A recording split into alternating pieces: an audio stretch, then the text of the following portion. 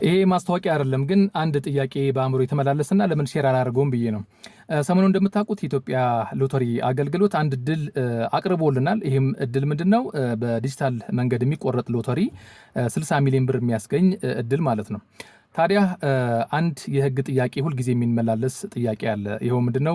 ባለትዳሮች ከሁለት አንደኛቸው ማለት ነው ባል ወይም ሚስት ይህንን ዲጂታል ሎተሪ ቆርጦ 60 ሚሊዮን ብር ቢያገኙና ብዙም ሳይቆዩ ወደ ፍርድ ቤት ወደ ፍቺ የሚያመራ ጥያቄ ይዘው ቢሄዱ ይሄ እድል የደረሰው ማለትም የ60 ሚሊዮን ብሩ ባለ እድለኛ ባለትዳር ይህንን 60 ሚሊዮን ብር እድል ላልደረሰው ሌላኛውን ባለትዳር ማካፈል ግዴታ አለበት የለበትም?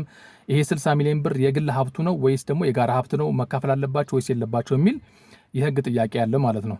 ታዲያ በተሻለ መጠን የህግ ባለሙያዎች ኮሜንት ሴክሽን ላይ ገብታችሁ አስተያየታችሁን ብትሰጡኝ ወይ ደግሞ ሐሳባችሁን ብትገልጹልኝ ደስ ይለኛል። ሌሎቻችሁም እንደዚሁ ሐሳባችሁን ግለጹልኝ። እኔም በተሻለ መጠን የእናንተን ሐሳብ ካየሁ በኋላ የራሴን ሐሳብ የምሰጥበት ይሆናል ማለት ነው። መልካም ቀን።